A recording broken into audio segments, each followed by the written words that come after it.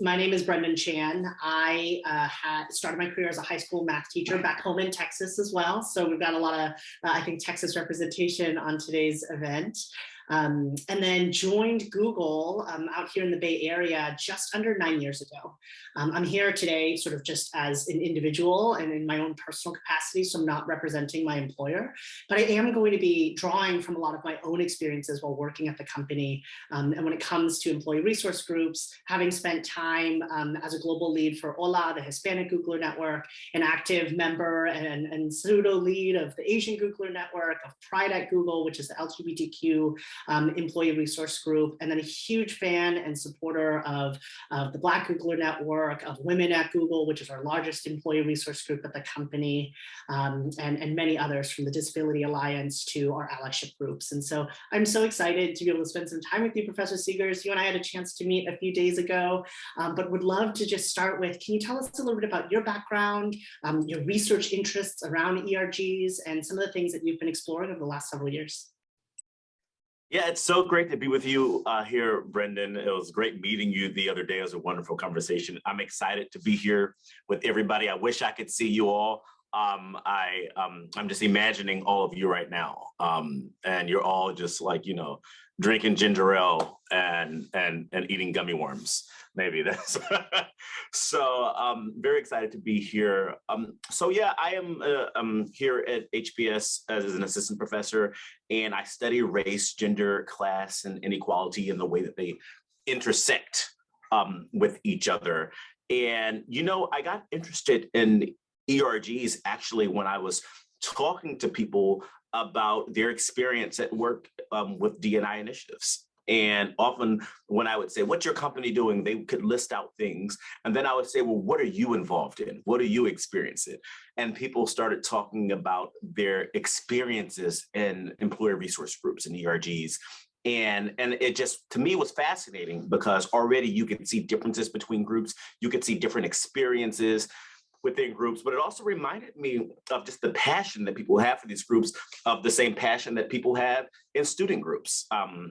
When I was in college and in graduate school. And so I could see some of the opportunities and constraints, and then those began to emerge and unfold over time as I continue to do my work on ERGs. Yeah, and we just saw the panel right before this, right, was a number of DEI professionals who sort of span different levels and seniority around their different organizations. And I find myself thinking about, wow, there's so much incredible investment from organizations, leaders, right, who care deeply about the space, but there can be a disconnect, right, between what individual employees who aren't necessarily on those teams experience. Can you talk a little bit about maybe some of the findings of your research so far and some of the maybe nuggets of wisdom that we can start this conversation off with? Yeah, absolutely. So I think one of the main things that I wanted to do, and I did comparative work. So in my dissertation was when I really went into depth in terms of ERGs. I compared the Black ERG, the women ERG, and the Asian ERG at a company in Silicon Valley. And one of the importances of doing that I found out early on is each of these ERGs just broadly, that there are broadly differences in how often what groups would do. And so it seemed as if it wasn't by accident. And so I wanted to do kind of a comparative study to understand what was going on.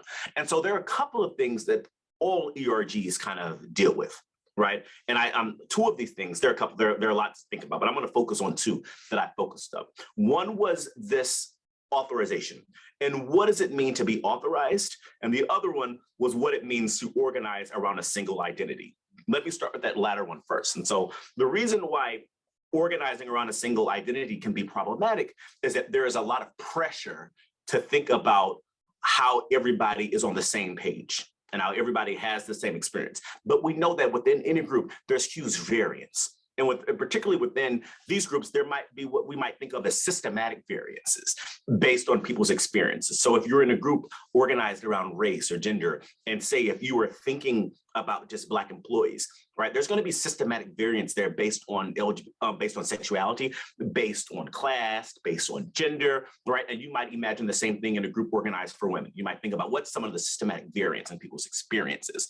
And so often when we think about that, we think about intersectionality. right? We think about how are the combinations of unique experiences coming together to shape unique experiences of oppression, of marginalization, right? And so, but when you have a group that's organized specifically around an identity, one identity, there's pressure to de-emphasize that.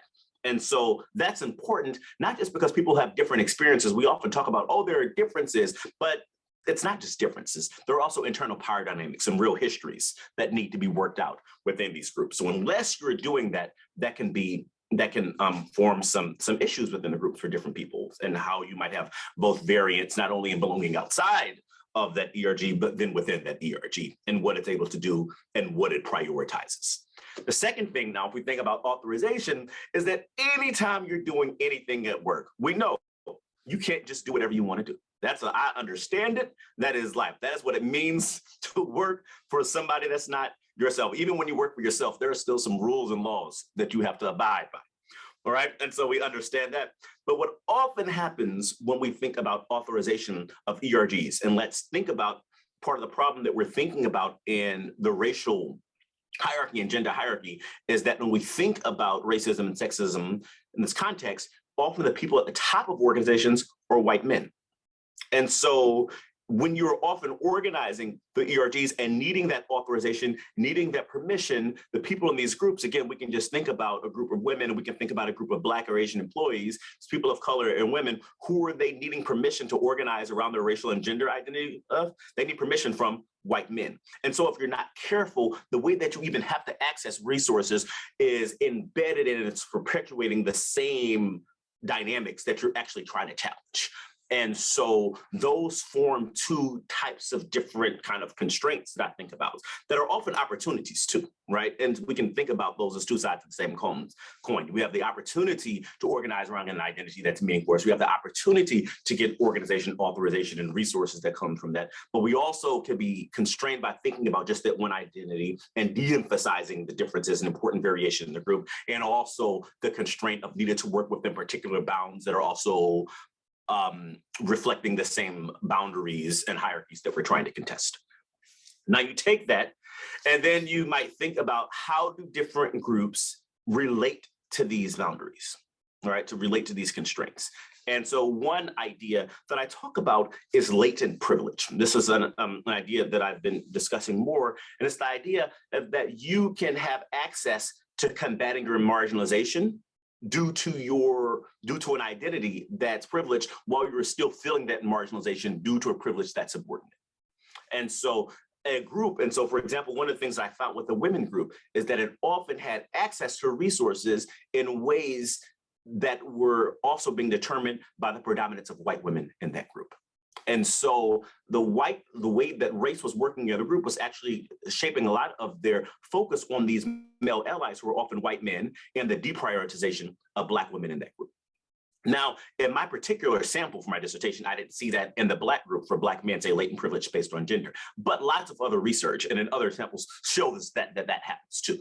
And so the point there is really, it can happen in any group. And the question becomes, how does it emerge? And often it's, who are you thinking about the dominant group in this, within, what's the composition of the group? And is there a group that's particularly dominant so you don't get that strain of variance? But also you can think about, where are the roles of the people in the group, right? In my work, many of the Black employees were actually just at the bottom of the company, whereas a lot of women were in the professionalized roles that were out of engineering, but still in that corporate part of the company. And so that shaped that. And so not only then do you see race and gender interacting, but the organizational hierarchy, the people who are participating in the group, also shapes how the group is accessing resources.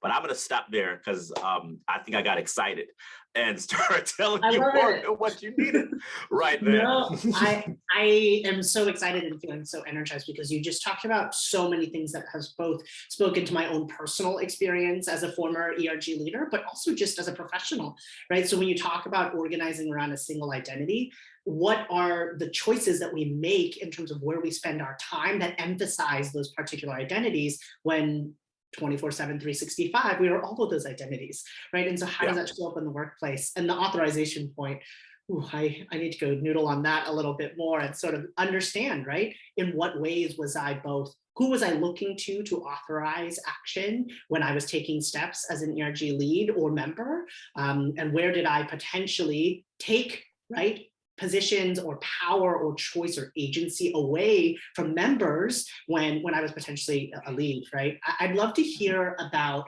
in your research, do people recognize that sort of tension that you're talking about? Do they recognize, for instance, I don't identify as a woman, but I have heard that certain ERGs can have that different type of experience depending on your racial background to say, is this a space for me, right? It may be a women ERG, but is this a space for me, is a question that a lot of women of color I've heard ask themselves. And so when you think about that tension of what you're talking about, do the employees themselves recognize that when you were talking about them throughout your research,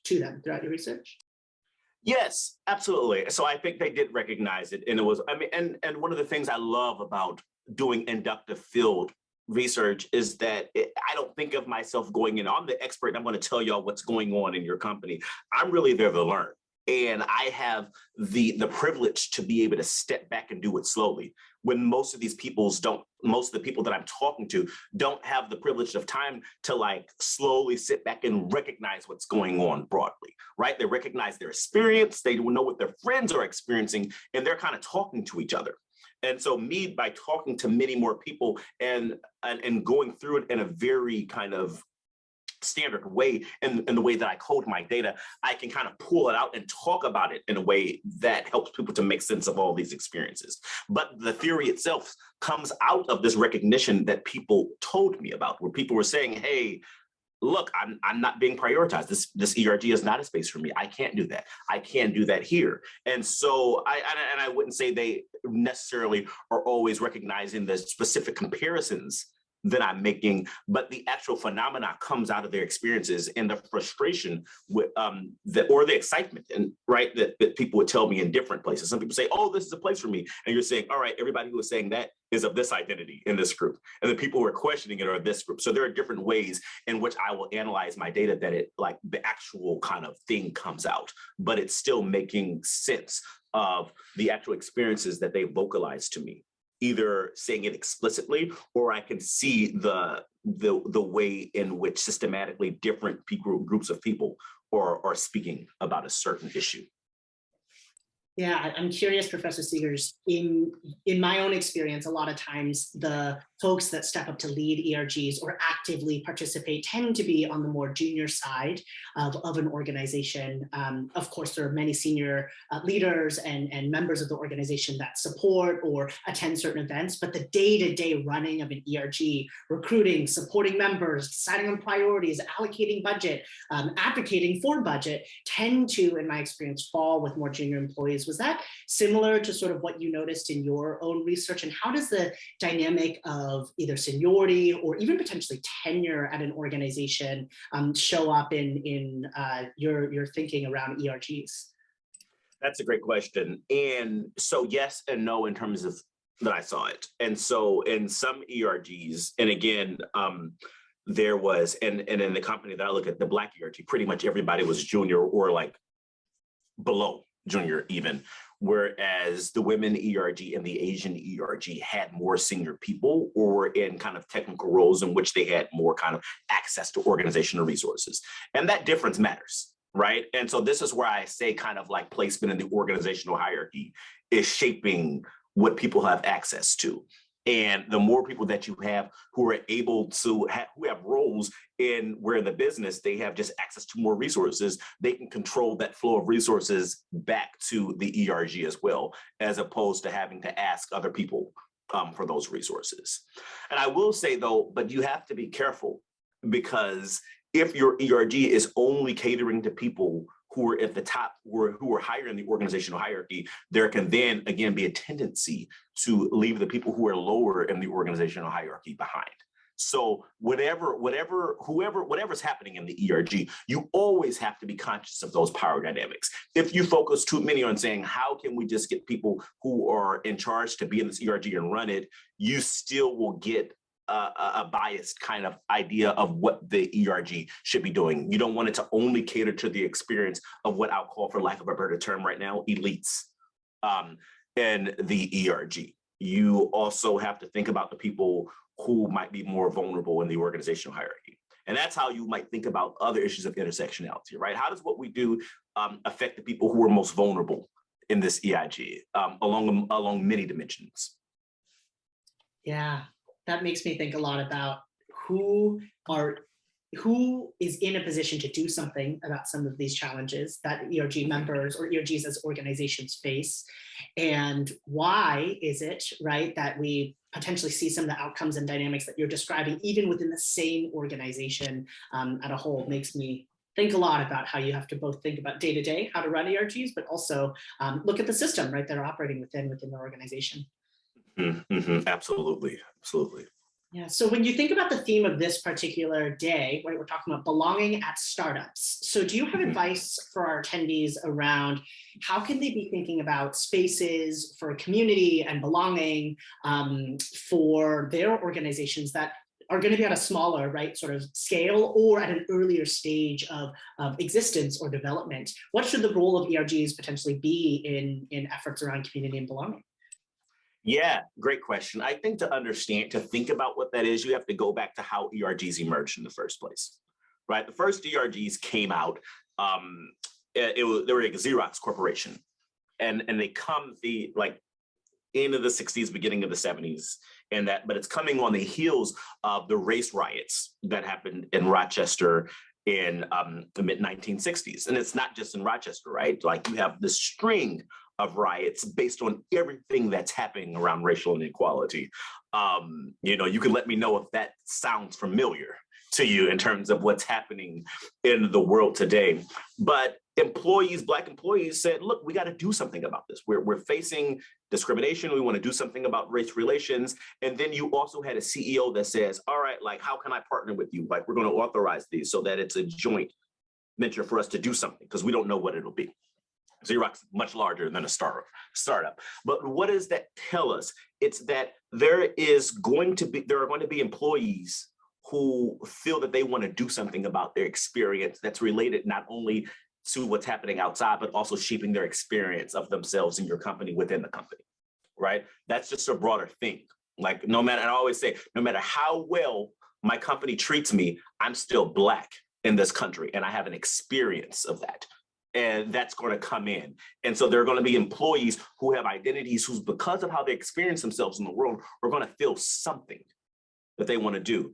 And as a startup founder, at any point, if you, to the extent that you care about this, right, can partner with your employees from various backgrounds to understand how they can all feel and need to belong. What does that mean? It doesn't mean that you need to have all the answers, but it does mean that you should be intentional about partnering with your employees for belonging. And that's what the ERG really represents. It represents a partnership amongst employees themselves and amongst the employees who feel the need for the space, and the people who are at top of the organization who have access to really setting the tone in terms of resource dispersal and values and culture of the organizations. And so it's really a place of collaboration. And so I wouldn't say, oh, we're too small for ERGs. If you feel that way, you can say, hey, how do I collaborate with my employees to make sure that people feel that they belong here and have access to resources? And again, that does not mean how do I put this on employees or how do I punt it to employees to fix this. Is like, really, how am I listening and learning and providing with the space to feel the full strand of dignity that everybody should feel? Every human working should still have dignity in the workplace. And how do I help to make sure that that happens? But also, how do I, as I learn from them, how do I make sure that I am, providing the structure and resources so that they feel that they can do what they need to do? Yeah, I really appreciate that point you made around, like, after said authorization occurs, it's not, you're done. Your job is not done, right? To just sort of say, oh, let me know if you need anything in the future. That a role and ability to show up, to listen, to unblock, to understand is a role that I imagine you're suggesting, if I'm interpreting correctly, that whether you're a founder or an early employer at an organization, that is part of your responsibility as you build your organization, just as much it is your product or service or whatever it is that your organization is actually building. Absolutely. And so ERGs are a part of a broader strategy of collaborating with of leaders, collaborating with employees across the org hierarchy to create the type of organization that they want to exist. That's both in terms of culture, in terms of how that organization exists in the broader society, in terms of product, in terms of who it brings in. There are a lot, I think they brought it up, the whole commerce, community, and career, right? I was trying to think of these 4 pillars that they often use. I wrote them down earlier just as remembering, but you can think about all those things, right? And so organizations, leaders have, they're thinking about those broadly, but ERGs are one way and one vehicle for thinking about how to make sure that these different pillars that the company is engaged in belong to everybody, and everybody can experience that sense of belonging throughout all these. Yeah, I'd love to hear your take on potentially maybe what we would describe as like unintended consequences of like launching ERGs, or the ways that ERGs might take form at an organization, especially with a startup. You've got a million things that you're focused on any given day. So launching and supporting ERGs can potentially not be at the top of that list. So what do you think might be some unintended consequences of approaching ERGs at a small organization? Maybe things to keep in mind, things to avoid. Yeah, I think keeping in mind like what's my organizational, like the context. And I think you don't want to be too heavy-handed. The tension is that often right now, people are going in and they might say, hey, is there an employee resource group? No, if we are 5 people, people aren't saying that, right? I don't think many people, and so I would never say never, I don't think many people are going into a 5-person team and saying, hey, is there an employee resource group here? Right? But there might be somebody saying, hey, look, we're all on this team and my identity is different than everybody here and I need something for support. I think even that team can say, all right, like, what do you need, but also kind of start to think about, are there industry-wide things, right? There are often places where you might see people like, Black people in biotech or women in engineering, broadly at the engineering level. So I would not dismiss that concern at first. Instead of saying, oh, well, we can't do that for you here. If somebody is saying, look, to do this, and again, it might seem poor at first, right? It might like a poor idea at first and saying, well, we don't have time. I think actually saying like, no, if this is important to you, if you're going to be able to show up as your best self, like taking 2 hours to go to this thing, right? Or like going to that is actually important. So the biggest thing that companies can do at any stage is support their employees who are saying this is something that they need. And not just either saying, oh, we don't have that, we do have that. Right. And I think over time, ERGs should be something, honestly, they should be employee driven and they should be organization supported. And so if there is energy for it, letting people know that this is something that is exciting. But I think if you've already been supporting people and saying, hey, look, you can go to this broad industry-wide thing. You can go to this thing. By the time you build up that critical mass, then people will be like, oh, we want to start ERGs. And again, that's an ongoing conversation. But I wouldn't try to over-engineer it at first, because once you start to do that, too much from the top down, it starts to look like what the organizational leaders want versus what the employees want. And so, yeah. Yeah, I love when you said organization supported, and my mind immediately went to who gets to define what support is, right? It's not the leaders, right, who lead the organization. It's the members of those ERGs. It's the people that work at the company. They get to define in their own terms, in their own ways, what support looks like and feels like to them on an ongoing basis. And so when I hear you talk about, like my takeaway sort of from what you just said is around like encouraging startup founders or leaders or early employees to define what is their philosophy, set of values around their people and their organization, and think about what are the different ways to express those values over time. It may be something like the establishment of ERGs. It may be just something more broad around here's how you can get support for something that we may or may not be able to provide right now as an organization, and how to evolve that over time. Exactly. And I think you put it right, the practice of ERGs to be effective has to be consistent with a set of values that is consistent with this broader understanding of reducing inequality, increasing belonging, that is very consistent with their emergence in the first place. And people have to be clear on that. It's not just celebrating difference. It's also they emerge out of a context. We live in a society in which it's not about just there are real power dynamics that make groups of people feel unsafe both inside and outside of the workplace.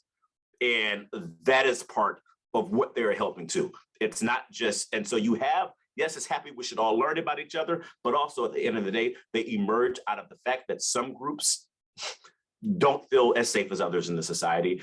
And because of the power dynamics, because of systems around race and racial hierarchy and gender hierarchy, when we think about sexual orientation, we think about class, we think of, I mean, you can go on and on.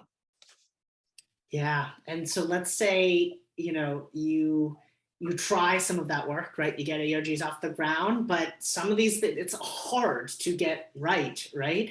And so when you think about the challenges, the risks, all of the things that you've mentioned, and this summit in of itself has talked about throughout today, what are things that you can do to improve employee trust and belonging if, say, ERGs then aren't seen, right, as a safe space, or that organizational support isn't in place, or it is viewed as a check the box kind of initiative at an organization, or that employees feel that way, right? What could leaders or startup founders do to help improve that trust and belonging from your perspective? Yeah, it's such a great question. And it gets at something that I think a lot of people do wrong. and it's often embodied in the phrase, just tell me how to fix it. The silver bullet thinking around DEI, I think it's one of the, it stalls the ability for people to learn and grow. And you can't expect groups of people who have histories lasting centuries. That's just race.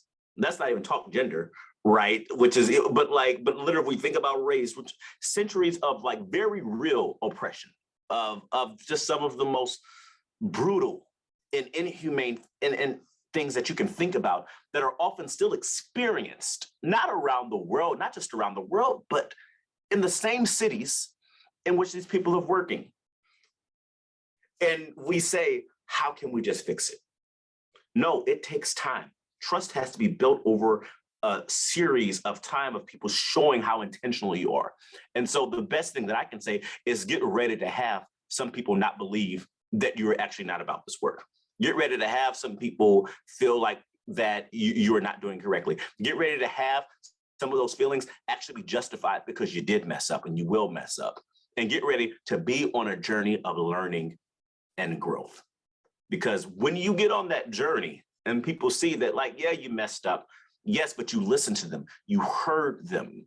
You're continuing to iterate. When they give you feedback about things having unintended consequences, right? That you're actually taking those to heart and not just saying, well, we can't do this. Well, it's too hard, which I find to be one of the most, again, I'm trying to find a word, as a synonym for ridiculous, but take a less harsh version of that word. For companies that emerge to say we're going to deal with hard problems, to suddenly say this hard problem is too much, that rings of shallow, to be honest. The idea that just give me the silver. And so that's all to say is that if companies want to deal with unintended consequences, it has to be willing to learn from their unintended consequences. It has to be willing to listen to their employees, to listen to that feedback and grow over time. Because for good reason, there is not goodwill for many people, for companies in this country, particularly because of the entrenchment of racial inequality and that we see not only historically, but contemporary, for the entrenchment of gender inequality that we see not only historically, but contemporarily. Right. And so that's a broader problem. And again, I will say if a company, and I will always repeat this, if a company is doing everything right, these employees are still existing in society that has been lacking in safety for them, that has shown that that it's not equitable and that it's not equal. And so goodwill can only be built up over time. It can only be built in the journey.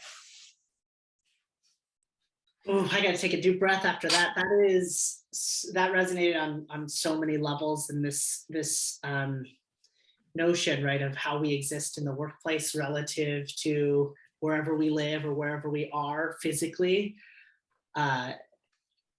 Looking at organizations who are grappling with trying to, right, deal with the implications of racism, of sexism, of systemic inequity, right? That shows up in every way, shape, or form.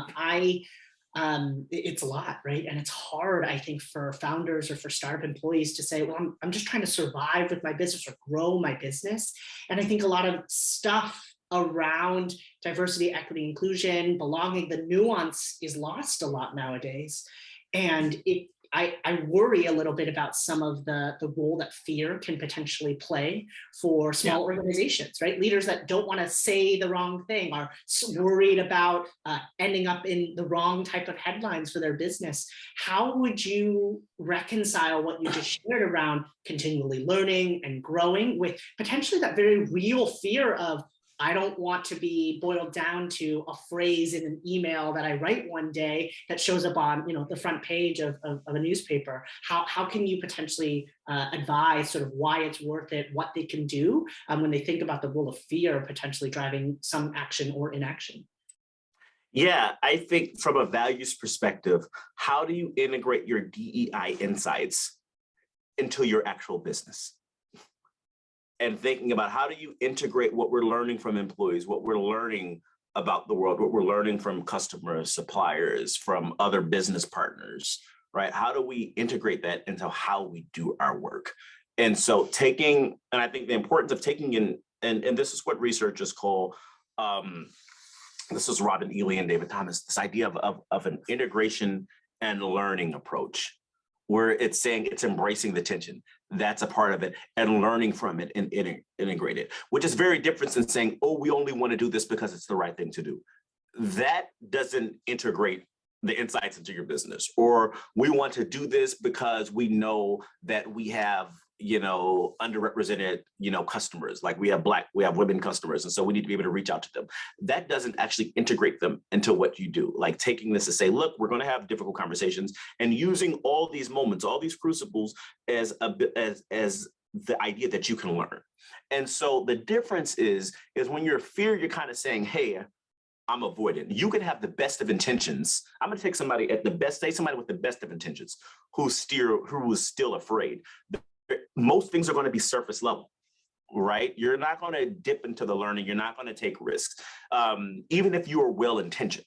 And so you're just going to be looking, and you're going to be waiting, and you're going to be thinking mostly about the backlash that will ensue. Versus if you were really thinking about this integration and learning, if you're really saying, hey, I'm well-intentioned and we're going to learn, that's going to shape, like, what are your checkpoints? And the people that you're involved, how do you you're not just using them to make sure that you don't go wrong. You're actually integrated. And because you're integrating their insights, you're actually promoting them in a different way. You are rewarding them and compensating them in a different way. So it's going to change the way that you think about developing your people too. And that's going to change the way you develop your products. That's going to change the way that you develop your culture and all that, because you're integrating all those insights together. And so the feedback loop is different than if you are just completely afraid all the time. It's hard. And then I think the other thing is that we often talk about, like, well, I'm gonna be afraid, I'm gonna mess up, right? I'm gonna tell you, and I just think about, even as I think as a faculty member, right, here at HBS, and we have wonderful students here. And if I'm in that classroom with my MBA students, there is a way that if I engage with them, where as if they mess up, they say, oh my God, Professor Seegars is going to tear me apart. I didn't know the case fact.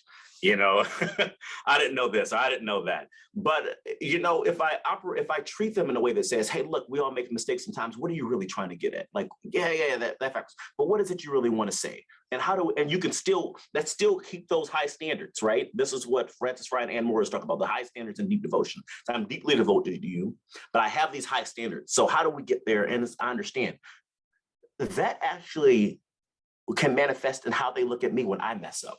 So if I've treated them with that grace as a leader, how are then they treating with me when I mess up? And I think that's another thing that has to be talked about. If we're talking about startup culture, when we say, oh, we need to keep moving, what's the grace with which leaders treat their employees when they mess up on other things? And so are we afraid to get dinged on DEI, but we treat other people in a non-learning way when they mess up on the business too? And so I think thinking about just the general culture of what does it means to kind of be growing as well. DEI is a part of that and not something off to the side. It's also about how you treat products and how you grow your company as well. Yeah. Yeah, first of all, I'm gonna have to come on at one of your classes one day and just see how you're really devoted to your students. That sounds amazing. Work in progress. Yeah, I'm a well, work in aren't progress. we all? I love that you're talking about some of the things that we've heard as themes of today's summit around DEI or inclusion and belonging as a business priority, right? What does that mean for you as a leader? What does that mean for your organization? I might add on like employees can tell, right? When leaders Yeah. are not like serious about putting their time and energy and like commitment to learning and to understanding what the experiences might be of employees, people can tell. And so it really is, I think, about authentically finding ways to, in your own mind, right, match it with your company's values, with your own leadership values, how you're trying to grow that organization, and then really centering on what employees are saying and recognizing mistakes, right, are part of the process, and learning, right, is that sort of key approach to be able to continue on in a way that builds authentic trust. I'd love to Absolutely. I'd love to turn to, I'm cognizant that we are following the sort of like DEI HR professional panel, and I'd love to hear your thoughts about how do you view the relationship between ERGs and sort of more formal HR and or diversity and inclusion or other named types of teams? Where is like the partnership that you've seen? Where's potential tension that might arise as you think about organizations that are really building out different functions? How do you view that relationship? Yeah, I think it's an incredibly promising relationship. And I think this is where ERGs can be very exciting because they represent they represent this place where you have both formal things needing to happen, but also informal things that can bubble up, that can create something new, and that meet needs that the organization might not even understand or know how to deal with when it comes to what their employees need. And so if you think about, we go back to this idea of authorization and working within boundaries. Like organizations have diversity and they have DEI strategies. They should, right? They should have DEI strategies and what they want to do. How are you just dealing with inequity and inequality by itself, but then also how are you integrating those insights into the way that the organization does its work? And exists within communities. And ERGs, when you're talking about what is the formal goal of ERGs, you need to find alignment between those. Otherwise, it's like, all right, how do these ERGs, like, so if you're trying to do stuff around particular goals around like recruitment, retention, advocacy, even kind of thinking about the business and some of its products, right? The ERGs are a great way to do that. And that's where you need that alignment. I think the tension is that if you only focus on that alignment, you're again going to be focusing too much on that authorization, as opposed to people saying, no, what do we want to do? We want to just be able to support each other. Maybe it's a hard sell to say that, like, if we have like, lunches or a happy hour or something like that, or go to this conference, that the organization's like, well, what's the business case for that? It might be hard to capture the fact that, like, if we don't do this, I don't have enough strength and enough to get through another week here. Like, there are a lot of times in my data that will come up where people say, hey, I was about to quit, and then I went to this ERG event. And sometimes that's difficult to make the business case for at a large scale. To say, if we did this event and 8 people who were thinking about quitting last week then did not quit, like, I'm not sure how you do that. Right. But I think if you're saying, hey, yeah, we have this alignments and this is how our ERGs are helping to drive success, and they know that they're supported, but also there's going to be some things that we just, provide for resources. We don't know how they're going to use them. And as long as they're just not completely against our values, like, right, that this is space that they can use and do for themselves. Because to be quite honest, often leader support for issues lags behind what the ERG members know that they need. You can think about something like this with Black Lives Matter. Everybody says with George Floyd and saying, oh, since everything happened in the summer, now we know. But I mean, Black Lives Matter's protests have been going on for half a decade before then, and more, to be honest, if we think about that, right? And so there's a lag. So if you only focus on what leaders will support, you will still miss opportunities to really have employees feel like they are getting what they need, and again, reaching that sense of dignity and belonging. within the ERG and the broader company. Yeah, something I always find myself wishing, and when I was an ERG leader, and I know that the HR, diversity, and inclusion teams, they work so hard, right? And they have so many different stakeholders that they have to manage and so many considerations. But I always find myself wondering, how can we work together more where, if I'm volunteering my time, this is not my core role, how might our relationship be one such that the programmatic efforts that are replicated across multiple ERGs or communities, how can you help lift up the burden, right? To make it easier or more efficient, or take away that need for me to spend nights and weekends, right, in order to build something. I'd love to get your view on sort of where you see this ERG space sort of headed. So a couple examples is, like, I've heard a lot over the last year, a huge conversation around paying ERG leaders, right? Because they are putting in a lot of labor, a lot of time and energy. And there is, right, business value around employee retention, around like just the work that goes into running and sustaining an ERG. I've also heard over the last few years sort of what is the right positioning of an ERG, a business resource group, or BRGs, or EBRGs, or we just heard CRGs in the last panel of community resource groups. Sort of what the shape and purpose is seems to also be a point of discourse in the space. Where do you think some of this space is headed? What are some of the big things that you've been thinking about or hearing around the continued evolution of ERGs? Yeah, I think ERG governance is such an important area of thinking about it. And I think it's because it also captures a lot of how do we think about governance of DEI right now in general, and support it within organizations. And I think a few things. One, going back to a point you made, I think having an ERG manager, something that can like lift that load of not only a lot of the coordination that needs to happen in terms of like budgeting and calendaring and different things like that, but somebody who can kind of see what's happening broadly across ERGs, and it's their job to make sure what are the points of that points of connection are connected, and that's an important role, not only for the logistics of it, but also for continuity, because it is volunteer. People leave, people go on to different things. You need some sort of mechanism for ensuring that across leadership cycles that the ERGs have the institutional knowledge that they need in order to keep going. So that's one. But I think that it's really an open question. I think that to just all these, there's going to have to be some sort of kind of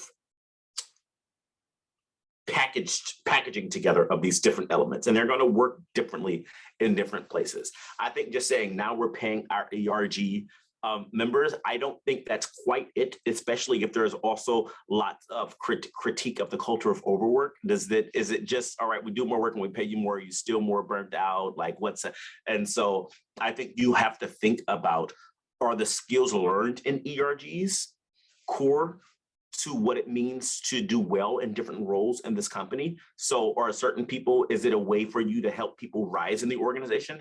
Like, these are project management skills. These are planning skills. Are there people who've shown that they can do that? And can you use that in how you think about promoting people?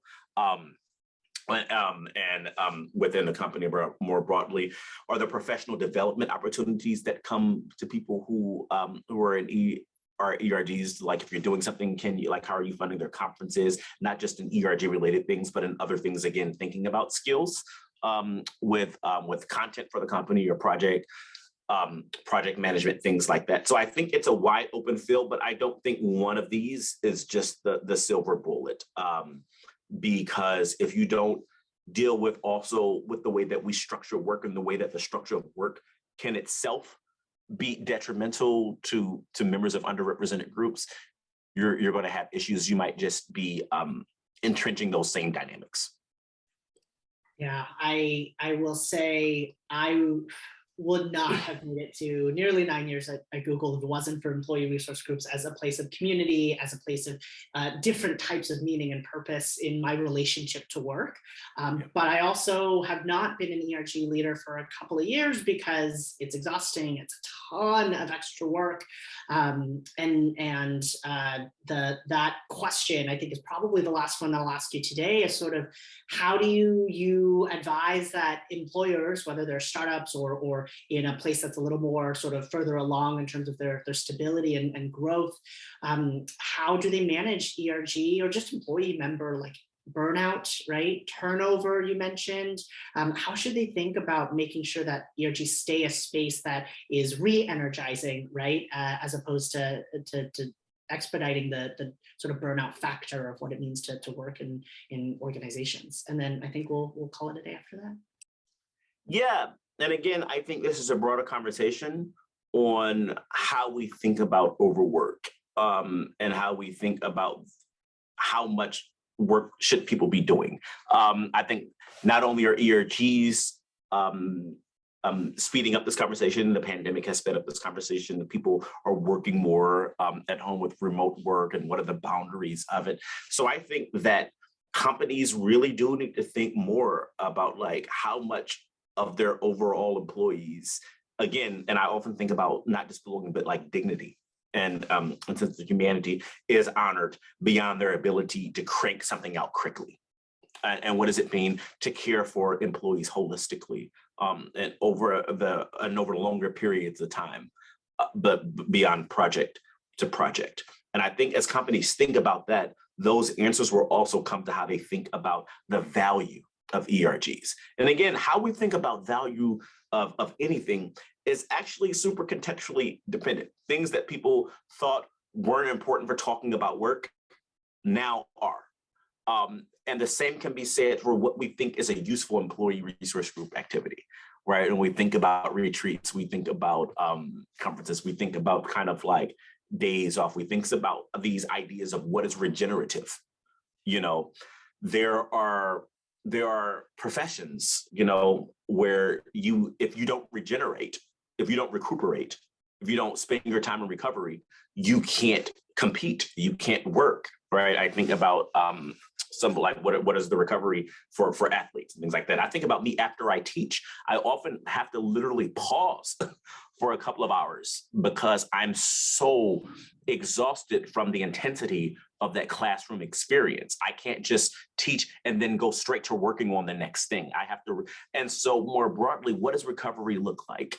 And I think if organizations say that's also a part of their responsibility to facilitate that to people, and that can be particularly true in startups, that as you move quickly, as you build those, what is also your responsibility to the well-being of your employees? I think that is a question that we need to answer, and not only answer, which I think the answer is yes, there is a responsibility there. I think then it's how do we then to help make sure that happens, and how do we really help, you know, bring about care in organizations.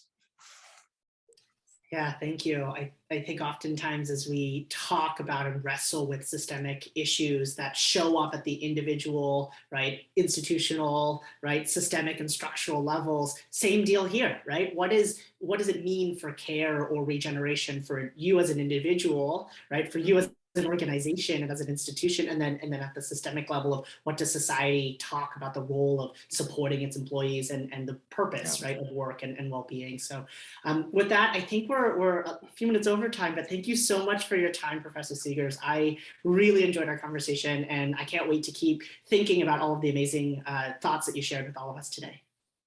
It was my pleasure, and just being in conversation with you. I always learn I learn a lot from people's questions. So thank you very much for also helping me learn with you today.